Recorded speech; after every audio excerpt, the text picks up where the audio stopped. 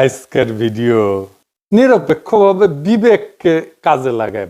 আবার বলতেছি, আপনার নেত্রী এবং আপনার আজকের চেয়ারম্যান সাহেবের ভাইয়ের জীবন নাশের জন্য ইনি দায়ী। একটা জিনিস খালি আমি বিএনপির কাছে জোর হাতে আবেদন করলাম, সবার কথা বাদ দেন, এই কোকোকে কার সময় কোকোর বিরুদ্ধে দুর্নীতির অভিযোগ দায়ের করা হয়েছে?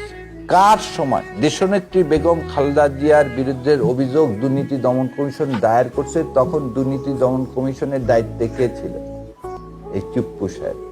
বিএনপি নেতা কর্মী ভাইরা, আবার বলতেছি, আপনার নেত্রী এবং আপনার আজকের চেয়ারম্যান সাহেবের ভাইয়ের জীবন নাশের জন্য ইনি দায়ী। তাকে বিশ্বাস করেন এবং জাতিকে ভাগ করার জন্য সে আজকে বিএনপির উপর ভর করছে। সে আজকে বিএনপির উপর ভর করছে যাতে যে কোনো ভাবে হোক জুলাইকে নস্যাৎ করা যায়, এবং সেজন্য সে বিএনপির কথা বারবার বলে যাচ্ছে।